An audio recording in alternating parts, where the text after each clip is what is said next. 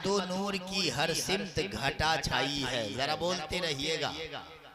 रहमतो नूर की हर सिमत घटा छाई है, जश्ने सरकार में जन्नत ही उतर आई है। आप जरूर बेदार हो जाएंगे, मैं आपका ज़हन पढ़ रहा हूँ। रहमतो नूर की हर सिमत घटा छाई है, जश्ने सरकार में जन्नत ही उतर आई है। और जब भी कुरान को खोला है तिलावत के लिए, मुझको सरकार की सूरत ही नजर आई है। जब भी कुरान को खोला है तिलावत के लिए, मुझको सरकार की सूरत ही नजर आई है। हम अपने आप को जिनका फकीर कहते हैं, जहां में उन्हीं को पीराने पीर कहते हैं। नबी के नूर से रोशन है गौस का सीना, इसीलिए तो उन्हें रोशन ज़मीर कहते हैं। नबी के नूर से रोशन है गौस का सीना, इसीलिए तो उन्हें रोशन ज़मीर कहते हैं। ज़ुबदतुल आरिफीन, क़ुदवतुस सालिकीन, शेखुल इस्लाम वल मुस्लिमीन, हुज्जतुल्लाह फिल अर्दीन, आला हज़रत अज़ीमुल बरकत मुजद्दिदीन व मिल्लत अश-शाह इमाम मोहम्मद रज़ा खान फाज़िल बरेलवी रदियल्लाहु तआला अन्हु। आप जब हज बैतुल्लाह को जाते हैं और हज के अरकान अदा करने के बाद जब आप मदीना जाते हैं तो एक शेर पढ़ते हैं, हाजियो आओ शहनशाह का रोजा देखो। बोलिए सुभान अल्लाह। हाजियो आओ शहनशाह का रोजा देखो, काबा तो देख चुके काबे का काबा देखो। जैसे आपने ये शेर पढ़ा है, अब सवाल करने वालों की लाइन लग गई। लोगों ने सवाल किया, ए इमाम मोहम्मद रज़ा, आपने नबी ये पाक के रोजे को काबे का भी काबा कहा है। इमाम मोहम्मद रज़ा, आपने मुस्तफ़ा की कब्र अनवर को काबे का भी काबा कहा है। तो मेरे इमाम खामोश नहीं रहते हैं, चूंकि इमाम ऐसा है जिनका इश्क लाजवाब, जिनका तकवा लाजवाब, जिनका फतवा लाजवाब। इमाम अहले सुन्नत ने जब भी जिस मसले पर आपने कलम उठाया है तो आपने दरिया बहा दिया है। इमाम अहले सुन्नत फरमाते हैं, सुन, अरे नबी के मजार को काबे का काबा क्यों ना कहूं, इसलिए कि एक काबा मक्के में है तो एक काबा मदीने में है। अबे मक्का में तो फकत काबा है, मदीने में काबे का भी काबा है। वो काबा दर्द सुनता है, ये काबा दर्द मिटाता है। उस काबे में लड़ाई हराम है, इस काबे से जुदाई हराम है। सारी दुनिया इस काबे का तवाफ करती है और ये काबा मुस्तफा जाने रहमत का तवाफ किया करती है। इसीलिए आला हजरत ने कहा, हाजियो आओ शहनशाह का रोजा देखो, काबा तो देख चुके काबे का काबा देखो।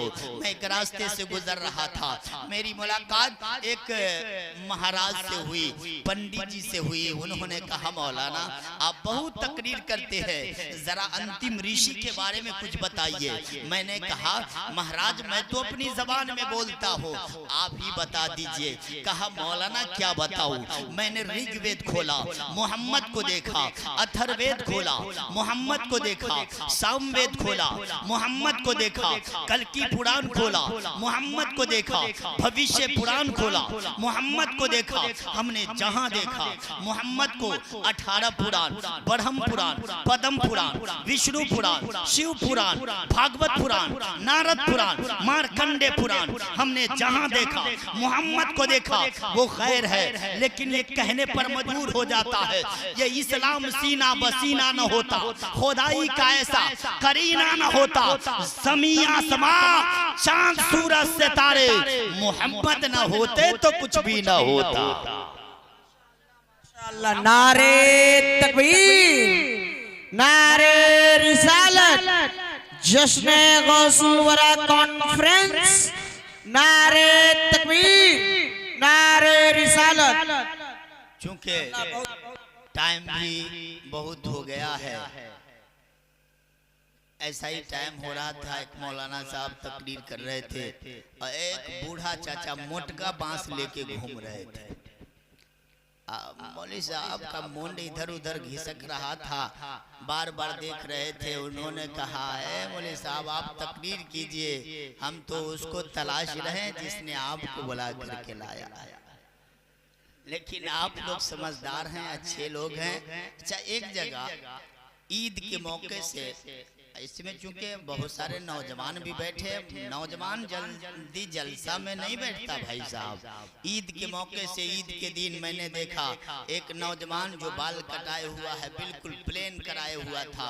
एक तरफ लिखा है ईद मुबारक और एक तरफ लिखा है आई लव यू, है ना। मैंने कलाई पकड़ी और कहा ए बाबू भाई का लिखवा लिए हो? तो कहा मौलाना साहब आप लोग वहां तक नहीं पहुंचिएगा, है ना, आप लोग नहीं समझ पाइएगा। मैंने कहा अच्छा है, नहीं समझ पाऊंगा। मैंने कहा पूरी दुनिया को हम समझाते हैं, तुम हमको समझाने चले हो। हाँ बैठिए, इंशाल्लाह आपका जहन आपको सोने नहीं दूंगा। अल्लाह ने जो नबी दिया है वो नबियों में लाजवाब अता फरमाया, वो नबी लाजवाब है। अभी आप चाय पी रहे थे, एक शायर ने कहा है आदमी भी कमाल करता है, चाय पीकर खिलाल करता है, जिसको आता नहीं है बिस्मिल्लाह वो भी मुर्गी हलाल करता है। I request to all sensible and educated people, listen me properly and make a room in your heart। पढ़े लिखे लोगों से गुजारिश है कि आप ध्यान तथा ज्ञान को एकत्रित करें और मेरी बातों को सुने। कुरान फरमाता है वमा अर्सलनाका इल्ला रहमतल लिल आलमीन, ए महबूब हमने आपको संपूर्ण विश्व हेतु कल्याणकारी बनाकर भेजा। और जो संपूर्ण विश्व हेतु कल्याणकारी बनकर आया हो वो किसी वर्ग विशेष के लिए नहीं हो सकता, वो किसी समुदाय विशेष के लिए नहीं हो सकता, वो किसी संप्रदाय विशेष के लिए नहीं हो सकता। इसीलिए तो मैं कहता हूँ अल्लाह मेड मोहम्मद सल्लल्लाहु अलैहि वसल्लम for entire world, made for all communities, made for all religion and made for all person in this world. Allah send on to the earth not for Muslim person, not for Islam. Muhammad is mercy for all creatures. Allah ने अपने नबी को न सिर्फ भारत वालों के लिए नबी बनाया, न सिर्फ पाकिस्तान वालों के लिए नबी बनाया, न सिर्फ बांग्लादेश वालों के लिए नबी बनाया, न सिर्फ अमेरिका वालों के लिए नबी बनाया, बल्कि अल्लाह ने अपने नबी को सारी कायनात के लिए रहमत बनाकर भेजा है, सारी कायनात के लिए रहमत बनाया कर भेजा है। यहाँ न पर एक इनकी किताब कहती है अष्टो गुड़ा पुरुषम दीपयांती परगया च कौलियम च दमा शुरूतम च। ये देखिए 10 रुपया। अच्छा हम लोग चाहते हैं कि 10 का नोट बंद होना चाहिए, क्या ख्याल है आपका? चूंकि बड़ा घाटा होता है। एक जगह मैं तकरीर कर रहा था, लोग 10 का नोट दे रहे थे। मैंने कहा अभी तक के 10 से ऊपर किसी ने नहीं दिया। एक चचा गांव की बात थी, आए मोस्ट टाइट करते हुए 100 का नोट पकड़ा कर वहीं खड़े रहे। मैंने कहा चाचा खैरियत तो है? तो कहा जल्दी से 10 रुपया काट कर 90 रुपया दे दीजिए। लेकिन चूंकि आप होशमंद हैं, अच्छे लोग हैं, जिस मस्जिद में ऐसे लायक और फायक इमाम हजरत हाफिज सिराज चिश्ती जैसे इमाम हो, फिर उनका कहना क्या है, उनके मुक्तदी का क्या कहना है? सुभान अल्लाह, आप अच्छे लोग हैं। अष्टो गुड़ा पुरुषम दिव्यांति परगया च कौलियम च दमा शुरूतम च परकर्मश्च बहुभाषिता च दानम यथा शक्ति कृतज्ञता च। वो अंतिम संदेश जो आएंगे उनके अंदर ये 8 खूबियां होंगी, प्रज्ञा, कुलीनता, इंद्रिय दमन, सुरतम ज्ञान, पराक्रम, थोड़ा बोलना, दान, कृतज्ञता। ये 8 खूबियां जिस व्यक्ति के अंदर होगी उसी जात का नाम मोहम्मदुर रसूलुल्लाह, उसी जात का नाम मोहम्मदुर रसूलुल्लाह है। आप कहोगे मौलाना हवाई फायरिंग हो गई, आप बताइए इनका अर्थ क्या है?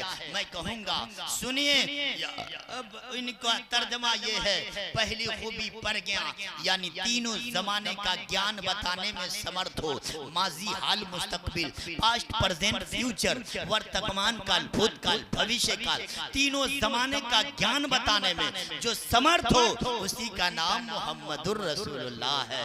दूसरी खूबी इंद्री दमन, जो अपने नफ्स पर कंट्रोल करने वाले होंगे।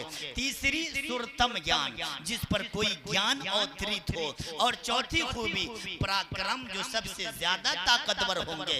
मुस्तफा का पावर ये है, मुस्तफा की ताकत ये है। आओ मक्का की धरती है, एक शख्स है जिसका नाम रोकाना है। वो पहलवान जैसे मुस्तफा, जिसे अपनी पहलवानी पे नाज था, जिसे अपनी ताकत पे नाज था, जिसे अपनी कुव्वत पे नाज था। एक मर्तबा मुलाकात हुई है, नबी ने फरमाया रोकाना इस्लाम कबूल क्यों नहीं कर लेते। रोकाना कहते हैं ए मोहम्मद अरबी, मेरी ताकत का लोहा दुनिया मानती है, अगर आप कुश्ती में पछाड़ दोगे ना, हम आपका दीन कबूल कर लेंगे, हम आपका धर्म कबूल कर लेंगे। उसे मालूम नहीं था मैं किस नबी से बात कर रहा हूँ। हजरात, नबी से पंजा आजमाई करने लगा है। नबी ने अपनी गिरफ्त को टाइट किया, जमीन पर आ जाता है, फिर कहता है मोहम्मद अरबी बड़ा टेंशन है, आप मुझे पटक दे रहे हैं। दूसरी मर्तबा खड़ा हुआ है, नबी से पंजा आजमाई करने लगा। नबी ने अपनी गिरफ्त को टाइट किया है, जमीन पर गिर जाता।